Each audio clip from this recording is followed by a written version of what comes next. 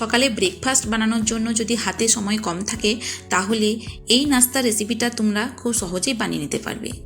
এই রেসিপিটা বানানোর জন্য কেবলমাত্র হাতের কাছে 2 থেকে 3টে উপকরণ থাকলেই চলবে। আর তুমি তোমার পছন্দের মতো ভেজিটেবল দিয়ে এই রেসিপিটা বানিয়ে নিতে পারবে।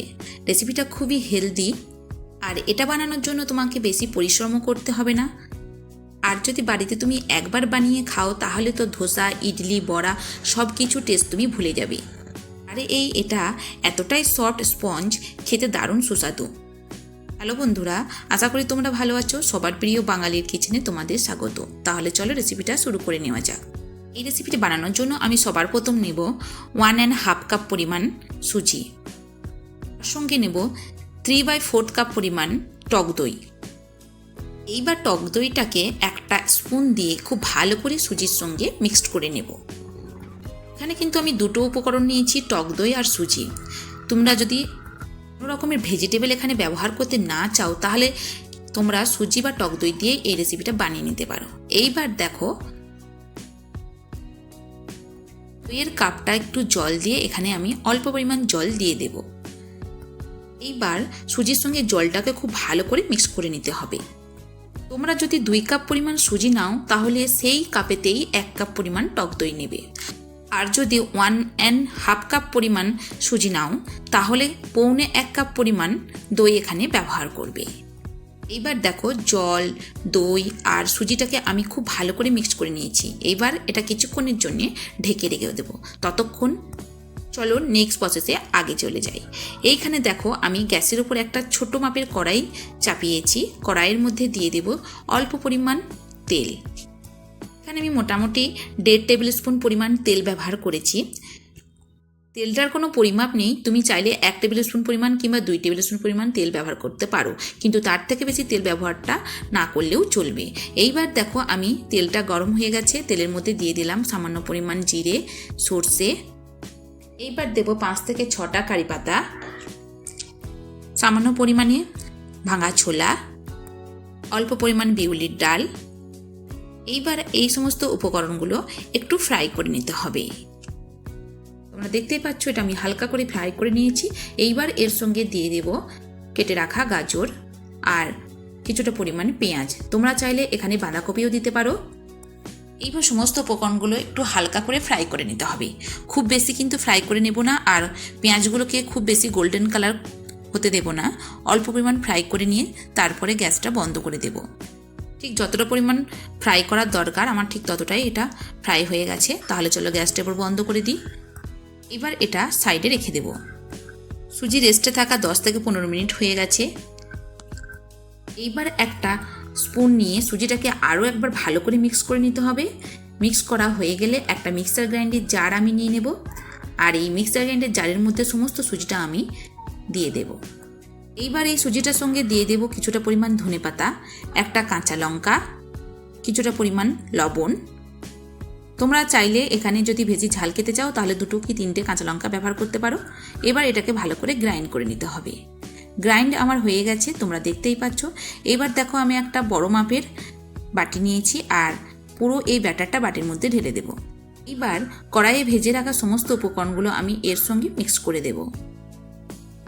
কড়াইয়ে ভেজে রাখা সমস্ত উপকরণগুলো আমি ব্যাটারের মধ্যে ঢেলে নিয়েছি। আর এইবার দেখো, একটা স্পুন দিয়ে আমি সমস্ত উপকরণগুলোকে ব্যাটারের সঙ্গে খুব ভালো করে মিক্স করে দিচ্ছি।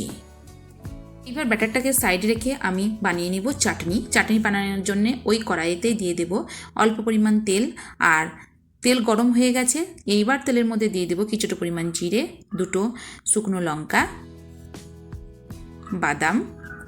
এইবার এটা হালকা করে ফ্রাই করে নিতে হবে। যখন বাদামগুলো হালকাভাবে ফ্রাই হয়ে যাবে তখন এর সঙ্গে দিয়ে দেব তিল, সাদা তিল।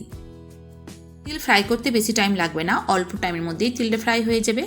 এইবার দেখো, সমস্ত উপকরণগুলো কিন্তু ফ্রাই হয়ে গেছে। গ্যাস আমি বন্ধ করে দেব। আর এখানে দেখো, আমি একটা মিক্সার গ্রাইন্ডারের ছোটো জার নিয়েছি। জারের মধ্যে দিয়ে দিলাম সবার প্রথম ভাজা ছোলা, আর কড়াই ভেজে রাখা বাদামের সঙ্গে সমস্ত উপকরণগুলো আমি মিক্সার গ্রাইন্ডারের জারের মধ্যে দিয়ে দেবো। তার সঙ্গে দিয়ে দেবো শুকনো নারকেল। এইবার এটা গ্রাইন্ড করে চাটনি বানিয়ে নেব। এই দেখো, আমি চাটনি বানিয়ে নিয়েছি। এইবার এটা একটা ছোট কাটুরির মধ্যে নিয়ে নেব। তাহলে চাটনিটাও আমার রেডি হয়ে গেছে, এটাকে আমি সাইডে রেখে দেবো। আর যে ব্যাটারটা আমি তৈরি করে রেখেছিলাম সেই ব্যাটারের সঙ্গে আমি এবার দিয়ে দেবো 1 ছোটা টিস্পুন বেকিং পাউডার, অল্প পরিমাণ বেকিং সোডা। স্পুনটা কিন্তু অনেকটাই ছোট, তোমরা দেখতেই পাচ্ছ। এইবার দেখো ওপর থেকে অল্প অল্প জল দিয়ে বেকিং সোডা বেকিং পাউডারকে খুব ভালো করে ব্যাটারের সঙ্গে মিক্স করে নিতে হবে।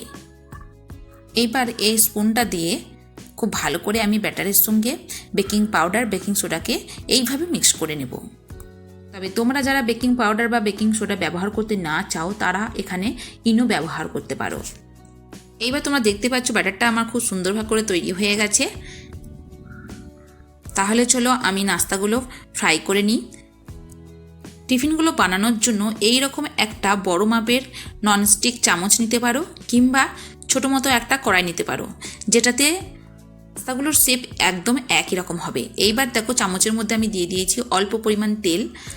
তেলটাকে এইভাবে নাড়িয়ে চামচের চারিদিকটা লাগিয়ে নিতে হবে, আর ফ্লেমটা রাখতে হবে মিডিয়াম থেকে লো।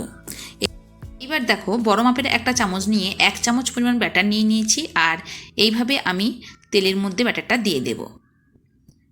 ব্যাটারটা দিয়ে দেওয়ার পর সঙ্গে সঙ্গে কিন্তু টিফিনটা উল্টে দেবে না, যতক্ষণ না এর ওপর একটা বাদামি কালার না আসে। এইবার দেখো এর ওপর মোটামুটি একটা চারিদিকটা বাদামি কালার চলে এসেছে। এই মতো অবস্থায় নাস্তাটাকে পাল্টে নিতে হবে। তো এখানে কি করবে, এখানে কোনো খুন্তি বা বড় কিছু জিনিস ব্যবহার করা যাবে না, সেই জন্য আমি এখানে দেখো চামচের ঠিক পেছন দিকটা ব্যবহার করব। এইভাবে প্রথমে 4-5টাকে তুলে নেব, তারপরে এইভাবে উল্টে দিতে হবে। এই নাস্তাটা তোমরা ছোটো মাপের কড়াইয়েতেও বানিয়ে নিতে পারো। মিডিয়াম থেকে লো ফ্লেমে নাস্তাটা ফ্রাই করতে টাইম লাগবে 2 থেকে 3 মিনিট। আর যতটা পরিমাণ আমি ব্যাটার তৈরি করেছি ততটা পরিমাণ ব্যাটার দিয়ে তুমি 10 থেকে 12টা এই একই মাপের নাস্তা তৈরি করে নিতে পারবে, যেটা সকালে ব্রেকফাস্টের জন্য 3 থেকে 4 জনের খাবার তৈরি হয়ে যাবে। এবার আমি নাস্তার ওই সাইডটা পাল্টে তোমাদেরকে দেখাবো। দেখো একদম একই রকমভাবে 2 দিকটা ফ্রাই হয়ে গেছে, এটা খুব ভালোভাবে ফ্রাই হয়ে গেছে। তাহলে চলো এইবার এটাকে প্লেটে তুলে নেওয়া যাক। ঠিক একই রকমভাবে তোমাদেরকে আর একটা আমি দেখাবো। নাস্তাটা ফ্রাই করার জন্য দেখো খুবই অল্প পরিমাণ তেল কিন্তু আমি ব্যবহার করছি। নাস্তাগুলো একই সাইজের হবে, একই শেপের হবে যদি তুমি ব্যাটারটা ঠিকঠাক পরিমাণ দাও। তার মানে যদি তুমি একটা মাপ রাখো, এই বড় মতো স্পুন দিয়ে 1 স্পুন যদি ব্যাটার দাও তুমি, তাহলে কিন্তু নাস্তাগুলো একদম একই সাইজেরই হবে। এবার দেখো এটাও ফ্রাই হয়ে গেছে। এটা হলো বান ধোসা, যেটা দক্ষিণ ভারতের খুবই বিখ্যাত একটা রেসিপি। তাহলে চলো আমি প্লেটের মধ্যে সমস্ত নাস্তাগুলো সার্ভ করে নিই।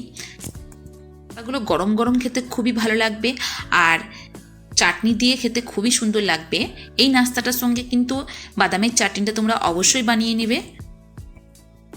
রেসিপিটা কিন্তু খুবই সিম্পল, তোমরা চাইলে বাড়িতে একবার এই রেসিপিটা তৈরি করে দেখতে পারো। আর যদি তোমাদের ভালো লেগে থাকে তাহলে আমাকে কমেন্ট বক্সের মধ্যে জানাও। আর প্লিজ প্লিজ আমার ভিডিওটিকে তোমরা লাইক করো, শেয়ার করো। আর তোমরা যারা আমার চ্যানেলে নতুন হয়ে আছো প্লিজ তারা আমার চ্যানেলটিকে সাবস্ক্রাইব করো। Thank you.